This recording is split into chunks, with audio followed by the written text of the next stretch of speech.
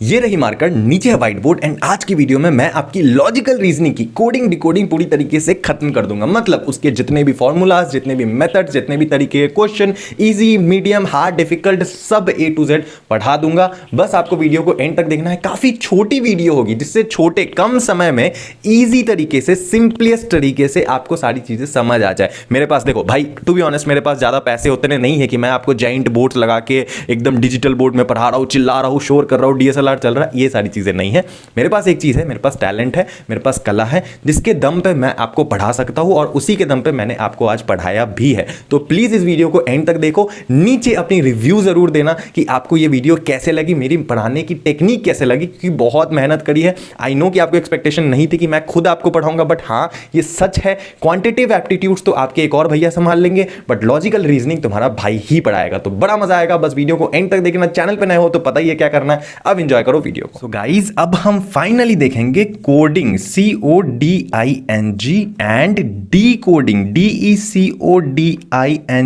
Okay, writing थोड़ी गंदी है तो प्लीज थोड़ा एडजस्ट कर लेना, है ना। आई लव यू गाइस। तो अब मेरी बात सुनो। देखो, कोडिंग डिकोडिंग एक रीजनिंग की one of the basic chapter है जो आप लोगों को पता होनी चाहिए। इससे बहुत सारे क्वेश्चन आते हैं एंड टू बी ऑनेस्ट ये बहुत ज़्यादा इंटरेस्टिंग चैप्टर है। अगर आप इसकी कंसेप्ट समझ जाते हो, ट्रिक समझ जाते हो ना, तो क्वेश्चन चुटकियों में सॉल्व होंगे। एंड पूरी की पूरी रीजनिंग ही ट्रिक्स पे चलती है। मैथ्स में क्या होता है कि फॉर्मूला लगाओ, कंसेप्ट समझो, ये करो वो करो। इसमें भी कंसेप्ट आपको समझना है, बट यहाँ कोई बेसिक फॉर्मूला नहीं होता है।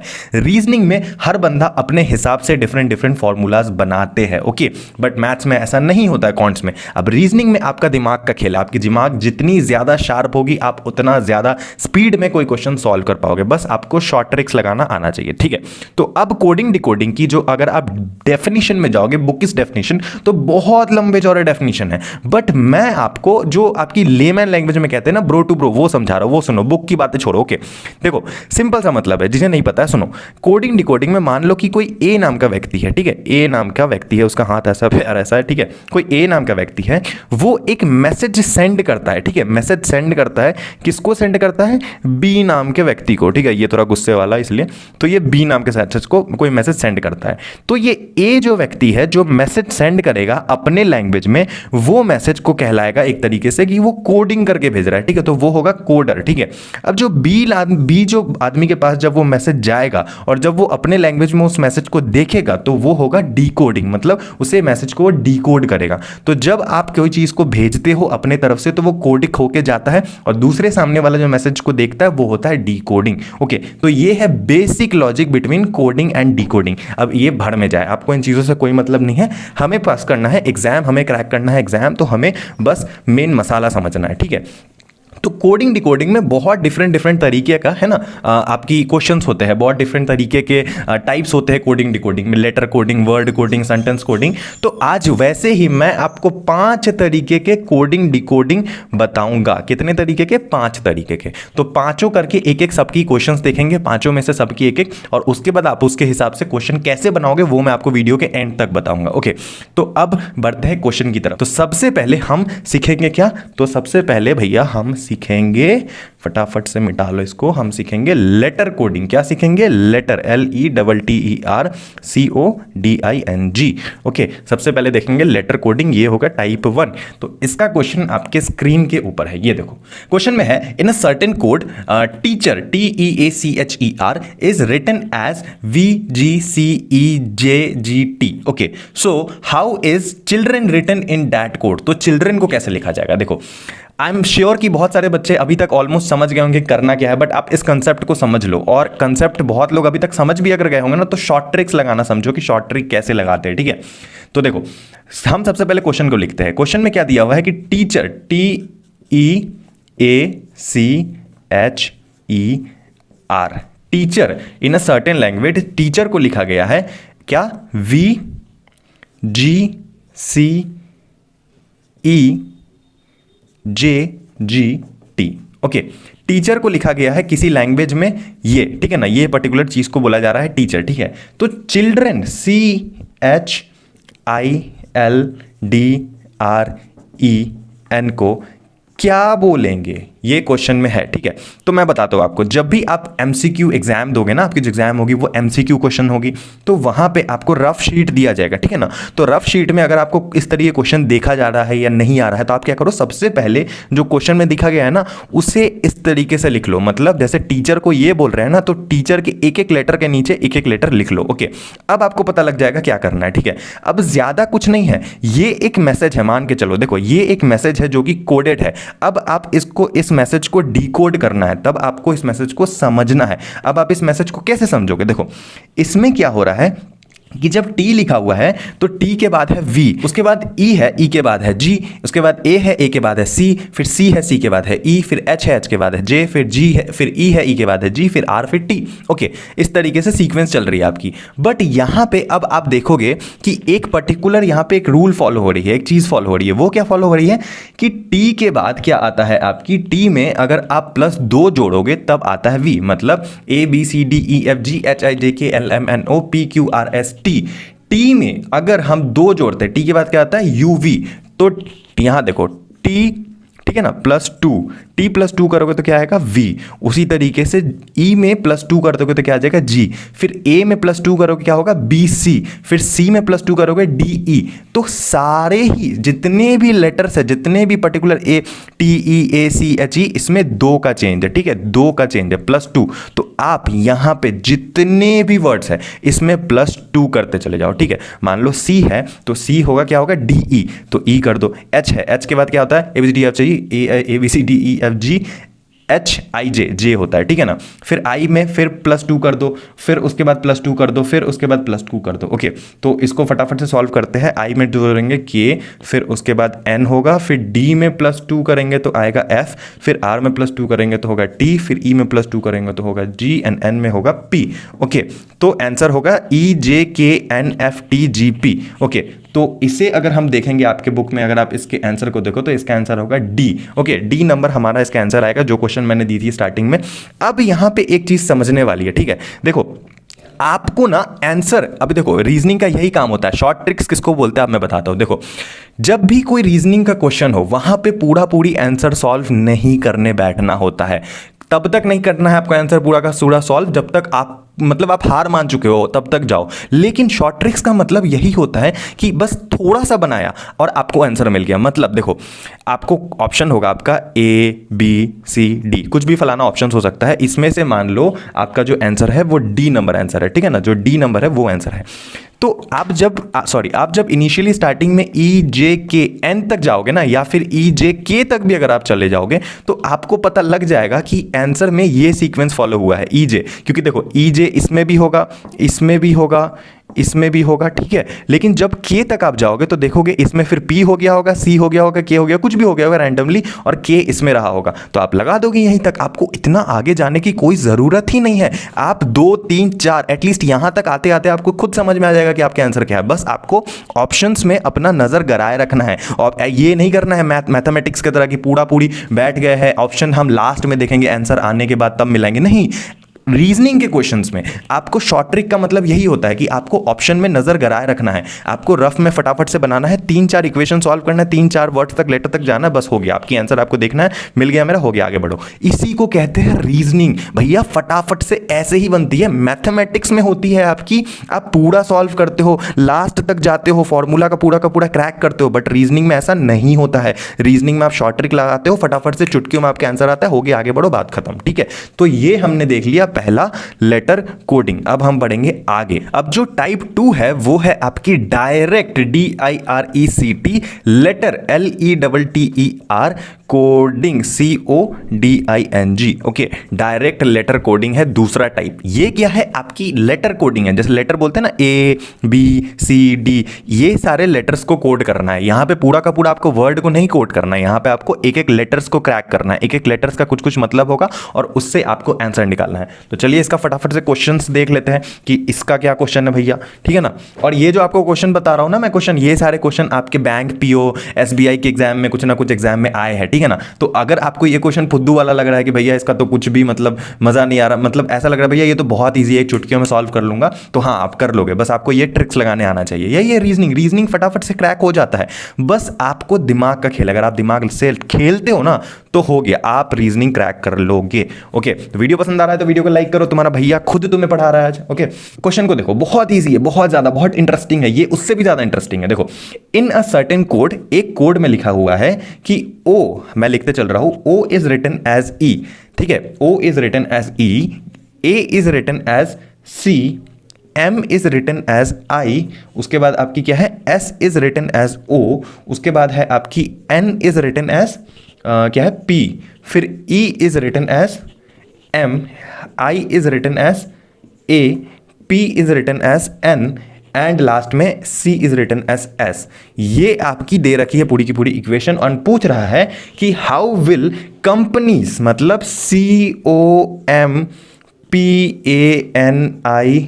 COMPANIES, कंपनीज का क्या होगा अगर इन सारे लेटर्स का मतलब अगर ये होता है तो कंपनीज का मतलब क्या होगा। बहुत इजी है, बहुत ज्यादा, ठीक है ना, कुछ भी नहीं है। देखो, आपको क्या करना है, सब कुछ तो दे रखा है आपके सामने, इसके हिसाब से इसको लगा दो। मतलब सी का मतलब यहाँ पे क्या होगा, सी, देखो यहाँ पे खोजो, यहाँ पे सी का मतलब क्या दे रखा है हमें, सी का मतलब दे रखा है एस, लिख दो, ठीक है। यहाँ पे ओ का मतलब क्या दे रखा है, स्टार्टिंग में ही ई दे रखा है तो ई कर दो, सी भी खत्म, ई भी खत्म। एम दे रखा है, एम का मतलब आपको क्वेश्चन में दे रखा है, एम का मतलब आई बताया उन्होंने, तो एम का मतलब आई हो गया। फिर उसके बाद दे रखा है पी का मतलब क्या दे रखा है, पी का मतलब दे रखा है एन हो गया। फिर उसके बाद ए है, ए का मतलब क्या दे रखा है, ए का मतलब सी। अब देखो, अब आपको पूरा क्वेश्चन सॉल्व करने की जरूरत ही नहीं, आप समझ गए आगे क्या होगा, आपको पता है ना आगे और कैसे करना है, इस तरह से निकालना। आप यहां तक पहुंचे हो, यहीं तक आते आते आपको आपकी आंसर मिल जाएगी और इसकी आंसर होगी सी। देखो बुक में देखो, जो क्वेश्चन मैंने दे रखा है उसमें ऑप्शन भी होगा, तो इसका ऑप्शन होगा सी। सी क्यों होगा, मैंने लिखा है ना SEINC।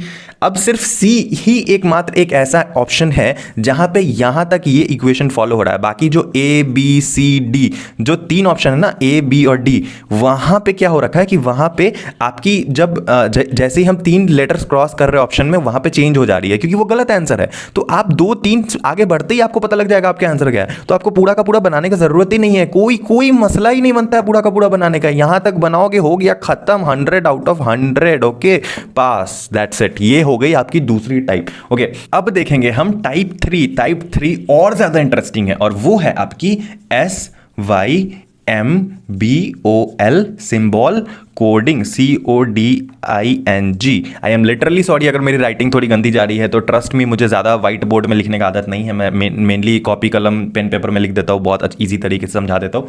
बट कोई नहीं, आपका भाई आपके लिए मेहनत कर रहा है, तो प्लीज़ इस वीडियो को लाइक करना, अपने हिसाब से एज अ बड़े भाई की तरह आपको बताने की कोशिश कर रहा है, तो थोड़ा सा कर लेना, सह लेना, ठीक है ना।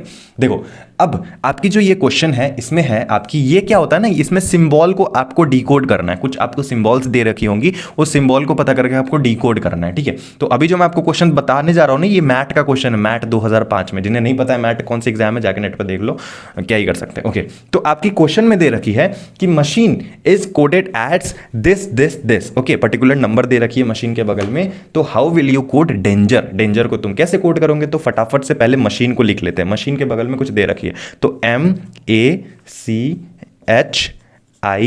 MACHINE। Okay, machine. अब मशीन के नीचे कुछ हमें वैसे ही दे रखा है कुछ नंबर्स, तो मशीन के नीचे दे रखा है 19, उसके नीचे दे रखा है 7, उसके नीचे दे रखा है 9, उसके नीचे दे रखा है 14, उसके नीचे दे रखा है 15, उसके नीचे दे रखा है 20 एंड लास्ट में 11। ओके, ये कुछ हमें नंबर्स दे रखे हैं और हमें पता करना है क्या, डेंजर, DANGER। ओके, हमें पता करना है डेंजर। बहुत इजी है बट थोड़ा ट्रिकी है। अब आप सोचोगे भैया यहाँ पे तो हमें कहीं भी डी तो दिख नहीं रहा है। कोई बात नहीं, डी नहीं दिख रहा है तो तुम्हें दिख क्या रहा है वो पहले सबसे पहले उतार दो। ए दिख रहा है, ए हमें यहां भी दिख रहा है, तो ए के नीचे क्या है, 7 है, 7 दिख गया। एन कहीं दिख रहा है, एन भी दिख रहा है, एन दिख रहा है तुम्हें 20, तो एन भी उतार दो भैया। अब जी तुम्हें दिख नहीं रहा है, ई तुम्हें दिख नहीं रहा है, आर तुम्हें दिख नहीं रहा है, बट यहां पे तुम्हें क्या दिख रहा है, एक चीज देखो, बहुत ही इजी सा पैटर्न है। अगर तुम यहां पैटर्न को पता करोगे ना, ये बहुत इजी है। देखो, ए का मतलब दे रखा है 7, ठीक है, और सी का मतलब दे रखा है 9, बस गेम खत्म। इस चीज को समझ गए क्यों दे रखा है। ए का मतलब दे रखा है 7, सी का मतलब 9, मतलब ए को इसने 7 माना है, मतलब ये बी को कितना मानेंगे, बी को मानेंगे 8, इसीलिए सी को 9 मान रहे हैं। तो यहां पे एक पैटर्न चालू है, ठीक है ना। तो इन्होंने 7 से स्टार्ट करा है। नॉर्मली क्या करते हैं, ए को हम 1 मान सकते थे, लेकिन ए को इन्होंने 7 से स्टार्ट करा है, तो हम भी शवासेर है। तो ए को जब इन्होंने 7 माना है तो भैया बी को 8 मानेंगे, उसी तरीके से सो ऑन, गेम चालू रहेगा। उसी तरीके से हम तुम डी को गिनो, डी कितने पे आएगा, तो भैया ए आया 7 पे, बी आया 8 पे, सी आया 9 पे, तो डी आएगा 10 पे। उसी तरीके से आगे बढ़ो तो यहाँ पे हो जाएगा आपका डी 10 7 20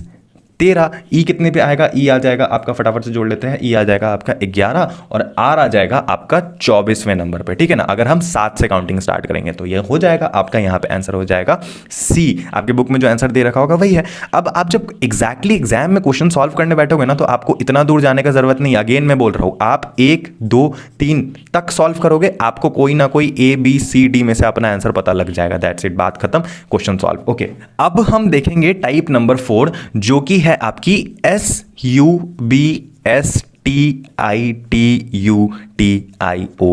सब्स्टिट्यूशन। ओके, इसे सिर्फ सब्स्टिट्यूशन बोलते हैं इस वाले टाइप को। और ये भी बड़ा मजेदार है। आप बोलोगे भैया आप तुम चेप रहे हो, तुम हर को मजेदारी बोल रहे हो सारे टाइप को, तो भैया ये है मजेदार। ट्रस्ट मी, मुझे अपने टाइम पे बड़ा मजा आता था इन सारे क्वेश्चंस को सॉल्व करने में, टू बी ऑनेस्ट। ठीक है, तो देखो यहां पे ज्यादा कुछ नहीं करना है आपको। क्या करना है, आप क्वेश्चन देख के समझ जाओगे। ठीक है, तो क्वेश्चन पढ़ो। आपके सामने क्वेश्चन है कि if cook is called butler, okay, if cook is called butler, butler is called manager. मैंने क्वेश्चन लिख रखा है ऑलरेडी, ताकि बार बार आपको देखना ना पड़े और मुझे लिखना ना पड़े। ठीक है, तो ध्यान से सुनो। क्वेश्चन में दे रखा है if cook is called butler, butler is called manager, manager is called teacher, teacher is called clerk, clerk is called principal, then who will teach in the class. तो ये जो है इस पूरे चीज को कोड कर रखा है कि इसको ये बोलते हैं, इसको ये बोलते हैं, इसको ये बोलते हैं। तो आप बताओ क्लास में कौन पढ़ाएगा, तो आप इसको डिकोड करो। बहुत सिंपल है, बहुत सिंपल। वो क्या है, देखो नॉर्मली आपसे जब कोई भी पूछे, लॉजिक, अपना एक लॉजिक लगाना, दिमाग का, एकदम दिमाग का लॉजिक लगाना। क्वेश्चन में दे रखा है कि then who will teach in the class, question में ये पूछ रहा है आपसे। तो नॉर्मली आपसे जब भी ये चीज कोई भी पूछे, तो आप सबसे दिमाग में क्या आएगा आपके दिमाग में कि क्लास में कौन पढ़ाता है। क्लास में कुक तो पढ़ाता नहीं है, क्लास में बटलर तो पढ़ाता नहीं है, क्लास में मैनेजर तो पढ़ाता नहीं है, क्लास में क्लर्क तो नहीं पढ़ाता है, क्लास में कौन पढ़ाता है, टीचर। तो यहां पे कुक का मतलब बटलर दे रखा है, बटलर का मतलब मैनेजर दे रखा है, मैनेजर का मतलब टीचर दे रखा है, टीचर का मतलब हमें क्लर्क दे रखा है। बात खत्म, हो गया। तो टीचर का मतलब जब क्वेश्चन में हमें क्लर्क दे रखा है तो आंसर भी क्लर्क होगा ना। यहां पे according to this question teacher का मतलब ही क्लर्क होता है। Okay, according to this question, ये क्वेश्चन कह रहा है हमारे हिसाब से टीचर का मतलब क्लर्क है, टीचर को हम क्लर्क बोलते हैं। तो आप भी बोल दो भैया, फिर क्लर्क पढ़ा देगा, बात खत्म, हो गया, खत्म, कहानी बन गया। तो इस टाइप के सब्स्टिट्यूशन वाले क्वेश्चन में आपको अपना दिमाग लगाना होता है थोड़ा सा, ठीक है ना। क्वेश्चन कुछ भी हो सकता है। इसी तरीके का एक क्वेश्चन है जहां पे आपके स्क्रीन के ऊपर आप देख सकते हो, बोल रहा है diamond is called gold, gold is called silver, silver is called ruby, ruby is called emerald, then which is the cheapest jewel, सबसे चीप ज्वेल कौन है। इसका मतलब ये है, इसका मतलब ये है, गोल्ड का मतलब ये है। तो आपको नॉर्मली जब भी कोई पूछे कि सबसे चीप गोल्ड क्या होगा, इन सारी सबसे चीप ज्वेलरी क्या होगा इन सारी चीजों में से, तो आपके दिमाग में सबसे पहले आएगा चांदी, सिल्वर। तो आप सीधा सीधी क्वेश्चन में देखो, सिल्वर का मतलब उन्होंने क्या बोला, यहां पे बोला सिल्वर इज कॉल्ड रूबी, तो रूबी आंसर कर दो, बात खत्म, दैट्स इट, हो गया, सब्स्टिट्यूशन खत्म। 4 तरीके के क्वेश्चंस बन गए। अब आखिरी एक टाइप बाकी है, उसे देख लो, उसके बाद आपकी कोडिंग डिकोडिंग खत्म हो जाएगी। ओके, जो अब लास्ट टाइप है, 5th नंबर, वो है डिसिफियरिंग मैसेज वर्ड कोड्स। ओके, उसका नाम ये पूरा का पूरा है, ठीक है, बट आपको इतना नहीं तामझाम का जरूरत है। नाम से क्या रखा है भैया, काम बताओ ना, काम क्या है आपका, तो काम बताता हूं आपको। अब इस पे जो क्वेश्चन होगा वो बहुत इजी है, बट जरा सा ट्रिकी है। अब जैसे जैसे टाइप बढ़ रहा है, थोड़ा सा डिफिकल्टी लेवल बढ़ रहा है, बट कोई घंटा डिफिकल्टी लेवल नहीं है, ठीक है। अब देखो आपके स्क्रीन पे क्वेश्चन है, देखो यहां लिख रखा है क्वेश्चन में, बहुत ही इंटरेस्टिंग एंड ये थोड़ा पेचीदा है, ठीक है। यहां लिखा है if in a certain language ओका पेरू मीन्स फाइन क्लॉथ, ओके, मेटा लीजा मीन्स क्लियर वाटर एंड दोना लीजा पेरू means fine cloth weather, okay, then which word in that language means weather. Okay, यहां पे सिर्फ वेदर का मतलब पूछ रहा है, ठीक है। तो यहां मैंने लिख दिया है कि जैसे जैसे क्वेश्चन में लिख रखा है, ओका पेरू का मतलब दे रखा है फाइन क्लॉथ, मेटालीजा का मतलब दे रखा है क्लियर वाटर, दोना लीजा पेरू का मतलब लिखा है फाइन क्लियर वेदर। ओके, तो आपको क्या निकालना है, वेदर, आपको सिर्फ और सिर्फ वेदर निकालना है। देखो एक्चुअली में ना इन सारी चीजों का कोई रियल लाइफ में मतलब नहीं है, ठीक है। इन सारी चीजों को आप समझ रहे हो, आप बोलोगे ये भैया ये क्या लिख रखा है, तो यही तो कोड है ना, यही तो कोड दे रखा है और ये उसका डिकोडिंग है। तो अब आपको बस खोजना है, देखो यहां खोजो, यहां पे आपको वेदर नाम का एक वर्ड मिलेगा, तो वेदर ये मिल गया हमें। तो वेदर किस में है, इस वाले लाइन में है, ठीक है ना, 3rd नंबर, जैसे ये 1 2 3 है ना, तो 3rd वाले लाइन के 3rd वाले में इसमें आपको वेदर कहीं ना कहीं मिल रहा है। तो आपका आंसर कहीं ना कहीं इसी लाइन में छुपा हुआ है, इन्हीं 3 वर्ड्स के अंदर, दोना लीजा पेरू में आपका कहीं ना कहीं आंसर है। तो उसे कैसे खोजेंगे, देखो सबसे पहले ऊपर से चलो, ऊपर में लिखा है ओका पेरू, तो ओका पेरू आप खोजो कहीं और ओका पेरू यहाँ पे है तो ओका ओका ओका ओका तो नहीं है, तो ओका नहीं है, कोई बात नहीं। पेरू है तो पेरू PERU, हाँ भैया PERU तो है। यहाँ भी पेरू है, यहाँ भी पेरू है। तो देखो कि अगर ये दोनों सिमिलर है तो क्या इस लाइन में कुछ सिमिलर चीज़ें मिल रही है हमें, तो इस लाइन में कुछ सिमिलर चीज़ें हमें मिल रही है। हाँ यहाँ भी फाइन है, यहाँ भी फाइन है, तो कट कर दो। पेरू पेरू यहाँ पे है, 2 वर्ड यहाँ पे मिल रही है, तो यहाँ भी 2 वर्ड मिल रही है, फाइन फाइन। इसका मतलब पक्का पेरू का मतलब फाइन रहा होगा, ठीक है, समझ गए, ठीक है। अब देखो यहाँ पे एक वर्ड तो आपकी खत्म हो गई, अब आपके पास बची 2 वर्ड, दोना लीजा। मैंने कहा था इसी वाले लाइन में आपकी वर्ड छुपी होगी, ओके, तो इसको टारगेट करो। अब आपकी पेरू खत्म। अब देखो कहीं यहीं पे कहीं ऊपर में लीजा छुप रखा है, लीजा, देखो लीजा, हाँ लीजा भैया है, सेकंड वाले में लीजा है, मेटा लीजा। तो देखो सेकंड थर्ड वाले से और सेकंड वाले से कुछ मैच कर रही है, तो मैच कर रही है ना, लीजा लीजा यहाँ पे है, क्लियर क्लियर यहाँ पे है, तो लीजा लीजा को कट कर दो, क्लियर क्लियर को कट कर दो। लास्टली आपके पास क्या बचता है, दोना। दोना कहीं पे है, नहीं है भैया, दोना तो कहीं पे नहीं है, तो दोना का मतलब होगा फिर वेदर, क्योंकि दोना अकेला बच गया और वेदर अकेला बच गया, मतलब वेदर का मतलब हो जाएगा आपका DONA। हेंस आपका जो आंसर होगा वो होगा डी ऑप्शन, ओके। तो दैट्स इट, यही था आपका पूरा का पूरा 5 तरीका जो मैंने आपको बता दिया। अब इसके आधार पे आपको क्वेश्चन सॉल्व करना है। अब आपकी रीजनिंग की सबसे बेस्ट बुक भैया कौन सी है, तो रीजनिंग की जो सबसे बेस्ट बुक है मैं दिखा देता हूं अभी के टाइम पे, वो है, देख लो, वो है आपकी verbal and non verbal reasoning, doctor RS Agarwal की। ये बुक आज के टाइम पे सबसे बेस्ट बुक है, मैं अपने हिसाब से आपको सजेस्ट कर रहा हूं, आपकी मर्जी, आपको कोई सी भी लेनी है, बट मेरे हिसाब से इससे बढ़िया बुक मार्केट में कोई भी नहीं है। अगर आप 10th क्लास में रहेंगे तो RS अग्रवाल का नाम आपने सुना ही होगा, मैथमेटिक्स के स्टूडेंट होंगे कभी ना कभी, तो RS अग्रवाल बहुत फेमस ब्रांड है। उन्होंने मुझे पैसा नहीं दिया है एडवर्टीजमेंट के लिए, डिस्क्लेमर दे दूं, मैं खुद से एज अ स्टूडेंट आपको बोल रहा हूं, बाकी आपकी मर्जी, आपको जो लेना है ले सकते हो। Thank you watching this video. अगर आपको ये वीडियो पसंद आई है, ये सीरीज पसंद आ रही है, मेरा पढ़ाने का स्टाइल पसंद आ रही है, तो प्लीज कमेंट में बताना कैसा लगा, एंड अगर आपको क्रिटिसाइज करना है तो भी चलेगा, कोई दिक्कत नहीं है, बट ढंग से करना, ठीक है। Thank you watching this video, मिलते हैं अगले वीडियो में, कोई और चैप्टर को उठाएंगे, क्रैक करेंगे। I love you guys, tata, bye bye.